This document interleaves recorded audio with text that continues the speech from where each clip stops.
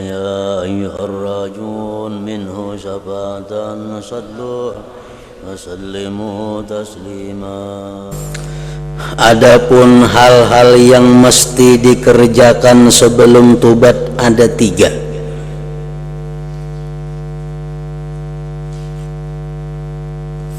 Jadi tobat itu ada mukaddimahnya, ada tobat itu pengantarnya yang membawa dia bertobat. Satu, ingat keburukan dosa. Ini biasanya mukaddimah inilah yang menyebabkan orang itu bertobat. Pertama, ingat keburukan dosa.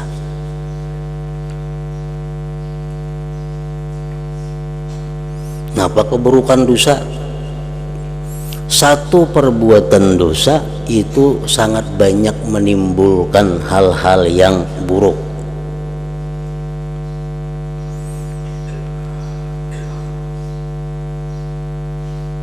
Pertama, keburukan dosa itu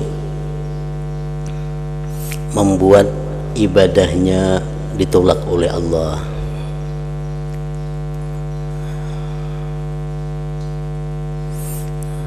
Itu keburukan dosa. Amun aku berdosa macam ini nah, aku sembahyang kada ada nilainya, aku bersedekah kada ada nilainya di sisi Allah, aku berbakti kepada ini kepada itu kada ada harganya di sisi Allah.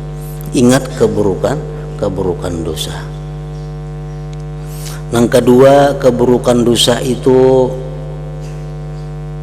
membuat sedihnya Rasulullah Shallallahu Alaihi Wasallam.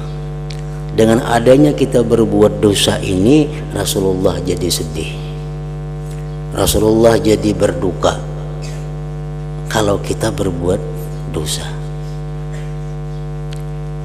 Yang ketiga, keburukan dosa ini mendekatkan kita kepada siksa Allah.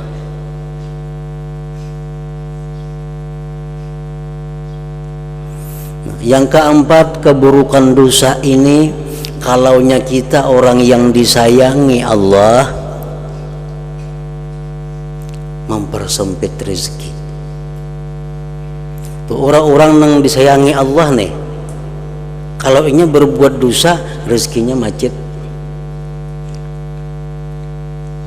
Tapi kalau orang-orang yang kada disayangi Allah, nya makin berbuat dosa makin lancar rezekinya. Kenapa? Karena istidraj, lanjuran dari Allah.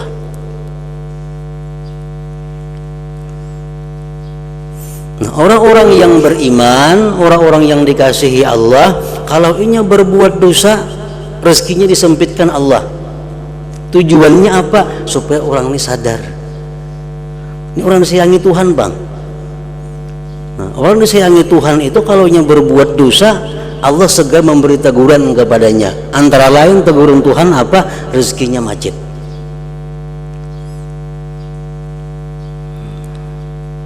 Nah, ingat keburukan dosa.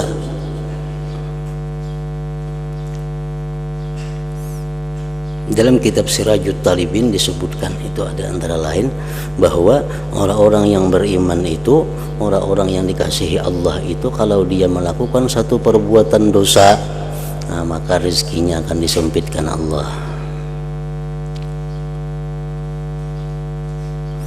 Yang kedua, mukaddimah tobat itu ingat sakitnya siksa Allah bagi orang yang berdosa yang tentu tidak tertahan oleh Anda.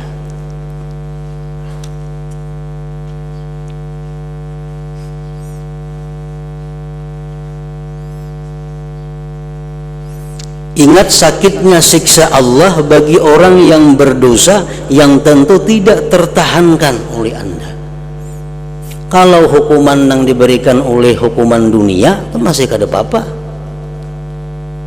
Orang mencuntan misalnya dihukum penjara 5 tahun. Dalam penjara ini apa? Diberi makani, dididik, dilatih, diberi pelajaran macam-macam, itu narapidana itu dalam penjara. Hukuman dunia kalau di penjara belamak awak, amun hukuman Allah, ingat sakitnya siksa Allah bagi orang yang berdosa yang tentu tidak tertahankan oleh Anda. Yang ketiga, ingat akan kelemahan diri Anda dan sedikitnya daya upaya Anda dalam menghadapi siksa Allah itu.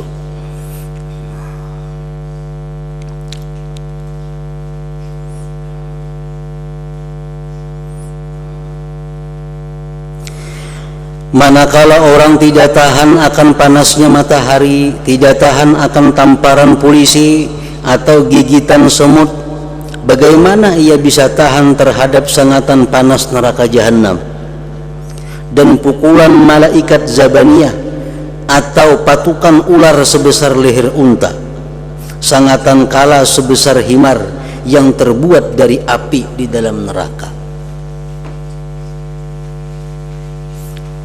Maka pulang siksaan Tuhan dalam neraka itu bagaimanapun sakitnya, bagaimanapun pedihnya, di situ kada ada lagi mati kada ada lagi. Jadi terus menerus orang disiksa ini menderita.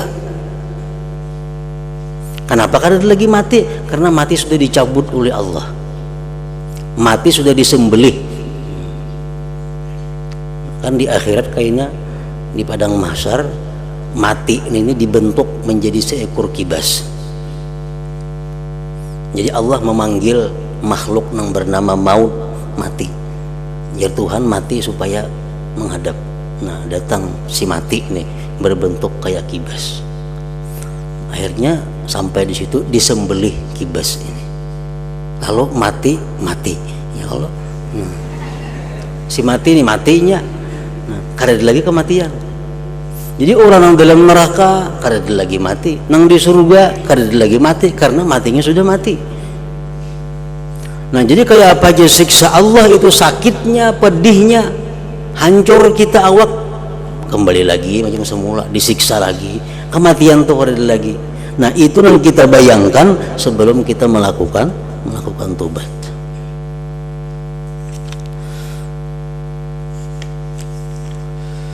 Sengatan kala sebesar himar yang terbuat dari api di dalam neraka, tempat siksa dan kerusakan.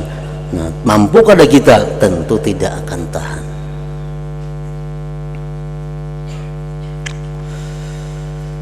Nah, semoga kita semua dilindungi oleh Allah dari kemurkaannya dan siksanya.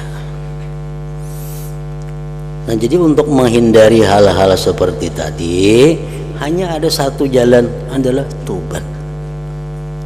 Ngalihlah tobat itu kadang ngalih, namun kita mau. Kenapa kadang ngalih? Karena semuaan itu ada cara, ada jalan yang diberikan Allah untuk melaksanakan tobat itu. Pertama, berampih. Yang kedua, menyesal. Yang ketiga, kada hendak lagi memperbuat dosa itu dan yang seumpamanya. Yang keempat, bertobat itu semata-mata takut kepada Allah. Nah, yang kelima, kalau ada hutang piutang dibereskan. Kada kau membayari, minta halal. Minta halal.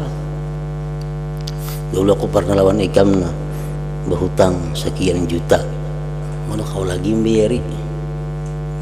Hartaku sudah habis, apa itu ini. Si A ini mau kada mau selesai. Ujarnya aku kada meridai. Nah, aku kada meridai. Tapi karena ingin sudah memohon keridaan lawan si A ini, kena Allah akan meridakannya. Tapi kalau kita belum memohon keridaan itu, Allah kada akan meridakan. Kita pernah mencuri punya seseorang, mencuri duit 100.000 umpamanya, tobat kepada Allah, anak mengembalikan gak ada lagi duitnya. Nah, padahal aku pernah mencuntan duit ikam 100.000, tapi aku minta halal lawan ikam minta ridho, nah orang kau lagi mengganti, nang digantikan apa? Duitnya kada ada lagi, nang dijual kada ada lagi, nang apa? Ujar nang itu oh udah meridai, kamu tuntut kena di akhirat.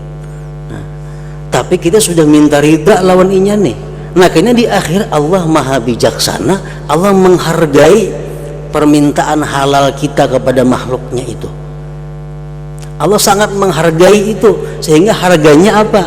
Kita bisa dibebaskan oleh Allah daripada tuntutan seorang makhluk tadi dengan nama Allah yang bernama Al-Muqsit itu. Nah, nama Allah Al-Muqsit ada 99. Nah, itu fungsinya apa? Fungsi membiriskan hal-hal yang macam itu. Itu bujuran kaki Tuhan mencuntan ampunnya bujur. Kenapa kita mau ada mengganti? Kenapa nanti ganti akan? Ulun sudah minta ridha nih, sudah minta ampun, minta halalnya kada mau. Nah, Tuhan menghargai itu dengan namanya Al-Muqsit, selamat orang ini. Nah, jadi kada ada ngalihnya. Walaupun tubat tuh ngalih kada, asal ada kemauan daripada orang yang hendak bertobat tadi.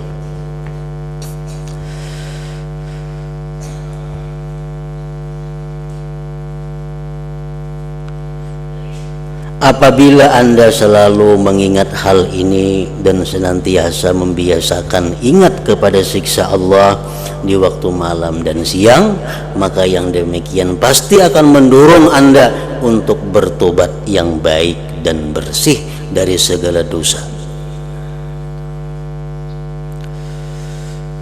Mudah-mudahan Allah memberikan taufik dengan anugerahnya kepada kita. Amin ya rabbal alamin.